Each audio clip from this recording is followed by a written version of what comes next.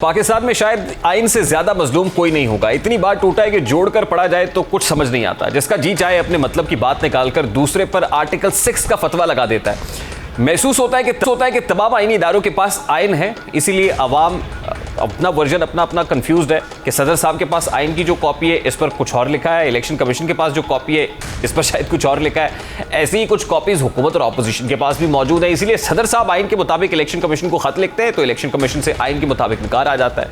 अब सदर साहब ने अपने इख्तियारात का इस्तेमाल करते हुए पंजाब और KPK में इलेक्शंस की तारीख का ऐलान कर दिया है। ऐलान के मुताबिक दोनों सूबाई असम्बलियों में इलेक्शंस 9 अप्रैल को कराए जाएंगे।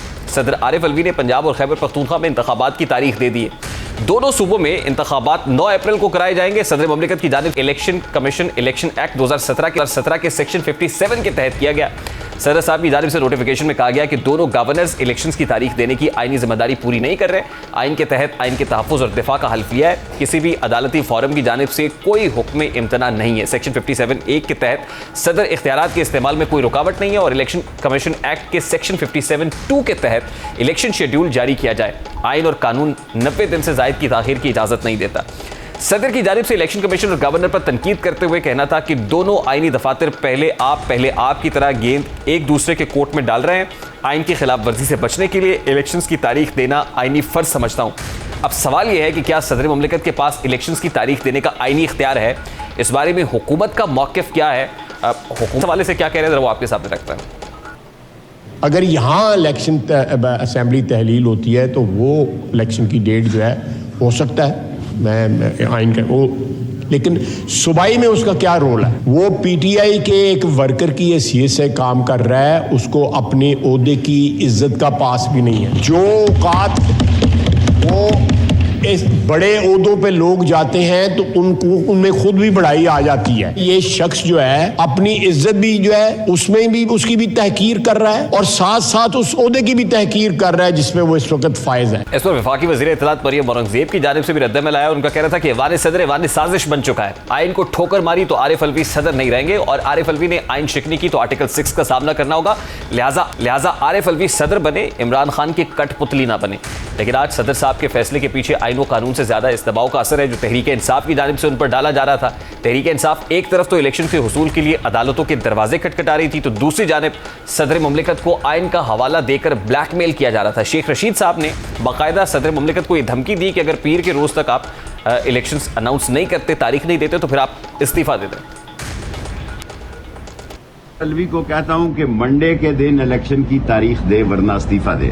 जो ये सियासी तौर पर बक बक करें, टैं करें, टैं फिश करें, वो आप डेट दे दें अलवी साहब, बाकी देखते हैं सुप्रीम कोर्ट में क्या होती है। अब इलेक्शन कमीशन की जानिब से सदर से मुशावरत के मामले पर आज एक और अहम इजलास हुआ जिसमें इलेक्शन कमीशन ने ऐवान सदर को मुशावरती अमल का हिस्सा न बनाने के अपने हतमी फैसले से आगाह कर दिया और कि गुज़श्ता रोज़ भी इलेक्शन कमीशन ऑफ पाकिस्तान ने ऐवान सदर को मुशावरती अमल का हिस्सा बनाने से माजरत करते हुए सदर आरिफ अलवी के दूसरे खत का जवाब दे दिया था और खत में कहा गया था कि अफसोस से कह रहे हैं कि इलेक्शन कमीशन ऐवान सदर को इस मुशावरती अमल में शामिल नहीं कर सकता। जवाबी खत में कहा गया कि आइन के आर्टिकल 48 सेक्शन 5 के मुताबिक जब सदर की जानिब से कौमी असम्बली को तहलील किया जाता है तो वो आर्टिकल 224 की शक के मुताबिक इलेक्शन के लिए तारीख और निगरान काबीना का तकर्रुर करेगा। इसी तरह जहां एक सूबे का गवर्नर आइन के आर्टिकल 105 सेक्शन 3A के तहत सूबाई असम्बली को तहलील करता है तो वो असम्बली के आम इंतखाबात की तारीख मुकर्रर और निगरान काबीना का तकर्रुर करेगा। खत में सदर की जानिब से इस्तेमाल की जाने वाली जबान पर भी एतराज किया गया। समझ से बालातर है कि आइन में इलेक्शन की तारीख देना जिम्मेदारी है। गवर्नर कह रहे हैं कि इलेक्शन कमीशन की जिम्मेदारी है, इलेक्शन कमीशन कह रहा है कि गवर्नर की जिम्मेदारी है। बीच में कई अदालतें इलेक्शंस की तारीख मांग रही है और अब सदर ममलिकत की जानिब से इलेक्शंस की तारीख दे दी गई है। इसी मामले पर बात करेंगे। इस वक्त सीनियर तज्जियाकार, कॉलमिस्ट और सरबराह पिलडैट अहमद बिलाल महबूब साहब ने हमें ज्वाइन किया है। अस्सलाम वालेकुम अहमद बिलाल साहब, बहुत बहुत शुक्रिया आपके वक्त के लिए। सदर ममलिकत ने इस जवाज़ के तहत कि आइन की पासदारी का हल्फ उठाया हुआ है, मैं इलेक्शंस की तारीख दे रहा हूँ। सदर ममलिकत का ये इकदाम, इसकी क्या आइनी और कानूनी हैसियत देख रहे हैं आप? जी बिल्कुल दुरुस्त है। ये आइन को बचाने की कोशिश तो की जानी चाहिए और इंतखाब की तारीख भी दी जानी चाहिए, लेकिन ज़ाहिर है कि सब कुछ आइन की हदूद के अंदर रह के ही हो सकता है। सदर ममलकत के पास ये इख्तियार नहीं है कि वो एग्जेक्टिव प्रेसिडेंट की तरह बिहेव करें। हमारे मुल्क का निज़ाम पार्लिमानी है और हमारे आइन के अंदर ये वाज़े तौर पर लिखा हुआ है आर्टिकल 48(1) के अंदर कि सदर ममलकत जो भी इक़दाम करेंगे वो वज़ीर आज़म के मशवरे के मुताबिक करेंगे। इस मुल्क का चीफ़ एग्जेक्टिव वज़ीर आज़म है, सदर ममलकत नहीं है। तो सदर ममलकत ज़्यादा से ज़्यादा वज़ीर आज़म से मशवरा तलब कर सकते थे और उनके मशवरे के मुताबिक ही तारीख दे सकते थे, लेकिन वो ख़ुद यूनिलैटरली यानी यकतरफ़ा तौर पर कोई तारीख नहीं दे सकते थे। तो कहा जा सकता है कि सदर मुमलिकत का ये इकदाम आइन शिकनी के मुतरादिफ है? जी, अगर सख्त अल्फाज इस्तेमाल किए जाएँ तो फिर यही कहा जाएगा, या अगर नर्म अल्फाज में कहा जाए तो वो आइन के मुताबिक उन्होंने एक्ट नहीं किया, क्योंकि जिस सेक्शन इलेक्शंस एक्ट की जिस दफ़ा 57(1) के तहत उन्होंने ये काम किया है, उसी के अंदर ये लिखा हुआ है कि उनका ये अमल मशरूत होगा इलेक्शन कमीशन के मशवरे से, यानी वो इलेक्शन कमीशन के मशवरा करने के बाद ही कोई तारीख देंगे।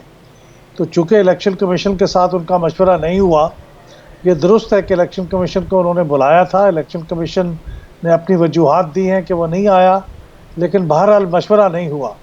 तो जब तक मशवरा ना हो जाए, सदर ममलकत ये इसी सेक्शन के तहत भी इलेक्शन की तारीख नहीं दे सकते थे।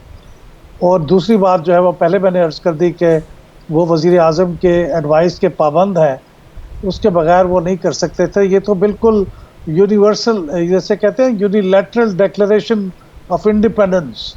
बिल्कुल ठीक, यानी सदर के पास कोई एग्जेक्टिव पावर्स तो नहीं है कि वो एक्सरसाइज करे और फिर ये मुसल्लत कर दे कि भी ये तारीख है, इस पे इलेक्शंस होंगे, क्योंकि इलेक्शन एक्ट 2017 के सेक्शन 57 को जो रेफर किया जा रहा है उसमें भी वाज़े तौर पे, जैसे आपने कहा, in consultation with election commission of Pakistan लिखा हुआ है। अब उसमें कोई मुशावरत नहीं हुई। इलेक्शंस कराना इलेक्शन कमीशन ऑफ पाकिस्तान का काम है, अब आइनी तौर पर दायरा इख्तियार भी उनका है। सूबों के अंदर ख़ासतौर पर जब आर्टिकल 105 के हवाले से बात की जाती है तो गवर्नर्स ने तारीख देनी है, वहाँ से कोई ऐसी बात सामने नहीं आई, तो मुशावरत हो नहीं रही है, ये फैसला सामने आ गया है। अब आइनी तौर पर क्या बहरान सर उठाता हुआ देख रहे हैं आप?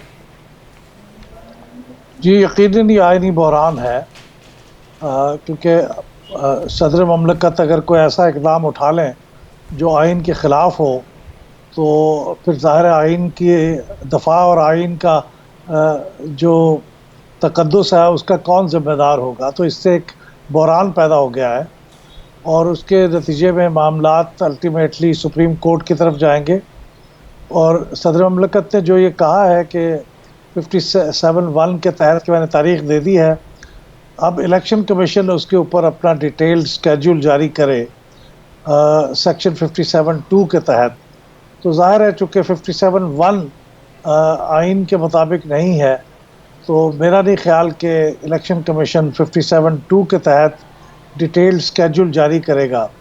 और डिटेल्ड स्केड्यूल अगर जारी ना हो तो फिर इलेक्शंस ज़ाहिर नहीं मुनाकिद हो सकते। तो सदर ममलकत का ये इक़दाम एक बेमानी सी कोशिश रहेगा, उससे सदर ममलकत का एहतराम भी मजरूह होगा और इलेक्शन जो आइन है उसका तकद्दुस भी मजरूह होगा। सदर मुमलिकत के इस इक़दाम के बाद इलेक्शन कमीशन ऑफ पाकिस्तान ने ज़रूर कल एक इजलास बुला लिया है जिसमें वो कोई फैसला ज़रूर लेंगे, जिसके बाद इसको रिस्पॉन्ड भी किया जाएगा। अब आपको क्या दिखाई दे रहा है दिस पॉइंट इन टाइम? देखिए, 90 रोज़ के अंदर इंतखाबात कराना ये तो एक कॉन्स्टिट्यूशनल रिस्पॉन्सिबिलिटी है। सदर मुमलिकत ने जो किया अपने तय ये कह कर कि मैं एक प्रिएम्प्टिव मेजर है, कहीं आइन की खिलाफ वर्जी ना हो जाए, गवर्नर्स की तरफ से इस पे लैतो लाल से काम लिया जा रहा है। Election commission of Pakistan already कह रहा है कि उनके इख्तियारात को महदूद किया जा रहा है। सुप्रीम कोर्ट ऑफ पाकिस्तान इस मामले को टेकअप किए हुए है। ये अब इंतखाबात की तारीख देगा कौन, अहमद बिलाल महबूब साहब? देखिए, इस बारे में अभाम है ना, तो सदर ममलकत इसकी तारीख दे सकते थे अगर वो थोड़ी सी ज़हमत फरमाते और इलेक्शन कमीशन से मशवरे का एहतमाम कर लेते। अगर वो आज नहीं आए थे तो उनको कोई और डेट दे देते, अगले दिन की डेट देते, या फिर वो अदालत उनकी जो वजूहात हैं वो उसको सुन लेते कि जब तक अदालतों के अंदर ये मामलात हैं वो वजाहत ना दे दें तो हम इस मशावरत में शरीक नहीं हो सकते। उनकी रीज़न तो ये है, तो ये एक सूरत हो सकती थी और अब ये नहीं है। तो फिर अब मेरा ख्याल है कि मामला अल्टीमेटली चूँकि इस बारे में अभाम है तो इसकी इंटरप्रटेशन का इख्तियार तो सुप्रीम कोर्ट को ही है।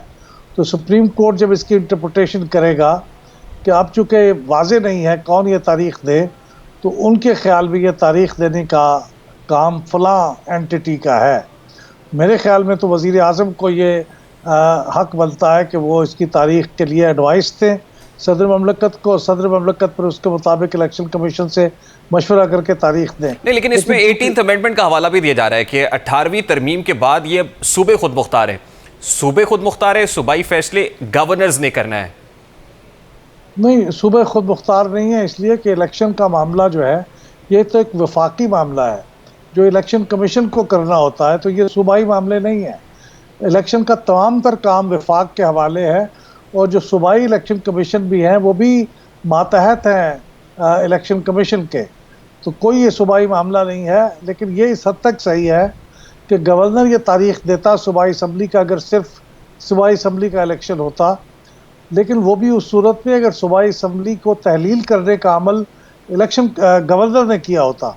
लेकिन चूँकि गवर्नर ने तहलील नहीं की है तो उस बारे में आइन खामोश है कि फिर ये गवर्नर तो तारीख नहीं दे सकता।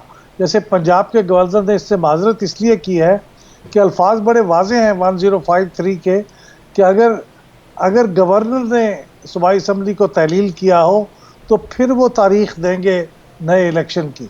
चूँकि उन्होंने तहलील ही नहीं किया तो वो कह रहे हैं मैं किस बात की। वैसे अहमद बिलाल महबूब साहब, हालिया सियासी तारीख में हमने बहुत सारे ऐसे फैसले देखे जो री राइटिंग ऑफ द कॉन्स्टिट्यूशन ही हमें लगते हैं। मतलब आर्टिकल 63 की तशरीह भी अल्टीमेटली सुपीरियर कोर्ट्स ने की, अब मामला फिर कोर्ट्स में जाएगा। 9 अप्रैल की तारीख है, रमज़ान मुबारक का महीना होगा, प्रैक्टिकली इंतजामी लिहाज से भी इलेक्शन होते हुए दिखाई नहीं देते, तो आपको लग रहा है कि अल्टीमेटली ये डिले ही होगा मामला, ये कोई with in the given time line जो कॉन्स्टिट्यूशन कहता है उसमें होता हुआ बज़ाहिर नजर नहीं आ रहा?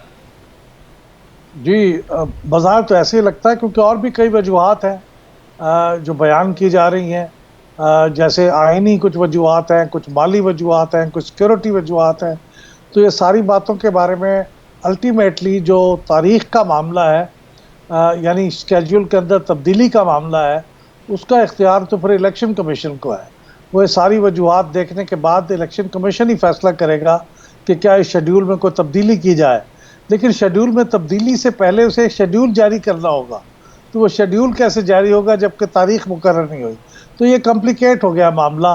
तो ये कॉम्प्लिकेशन से निकलने के लिए रास्ता जो है वो सुप्रीम कोर्ट ही कुछ करेगा। आपने री राइटिंग कॉन्स्टिट्यूशन की बात की है, तो हकीकतन तो हाई कोर्ट ने जो फैसला दिया अभी हाल ही में कि ये इलेक्शन कमीशन गवर्नर के साथ मशवरा करके तारीख जारी कर दे, तो ये भी री राइटिंग द कॉन्स्टिट्यूशन के मुतरादिफ था, क्योंकि कॉन्स्टिट्यूशन में ऐसा नहीं है, कानून के अंदर ये इलेक्शन कमीशन को इख्तियार नहीं है कि वो तारीख दे दे।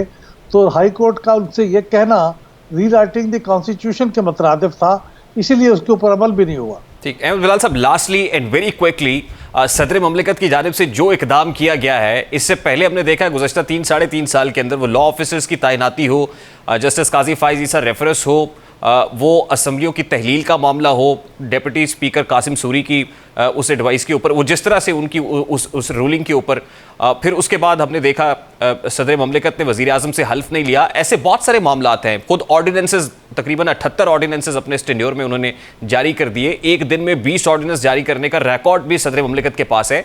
तो इस कॉन्डक्ट को, क्योंकि ये बड़ा बाई पार्टिजन होता है, मतलब इस हवाले से इम्पार्शल किस्म का ओहदा है ये, तो कैसे देखते हैं सदर ममलिकत के इस कॉन्डक्ट को? देखिए, थ्योरेटिकली तो ये एक नॉन पार्टिजन ओहदा है और सदर ममलकत को आप पार्टिजन एक्ट नहीं करना चाहिए। लेकिन हकीकत यह है कि सदर ममलकत एक सियासी पार्टी का नॉमिनेटेड कैंडिडेट होता है, सदर ममलकत के लिए पार्टी की हमायत से ही मुंतखब हुआ होता है, और वो पार्टी की तरफ ही देखता है अपने आप को कायम रखने के लिए। तो पार्टी उनको जो कहेगी और पार्टी का जो सरबराह उन्हें कहेगा, हमने माजी में भी यही देखा है, सदर ममलकत उसी पे अमल करते रहे हैं।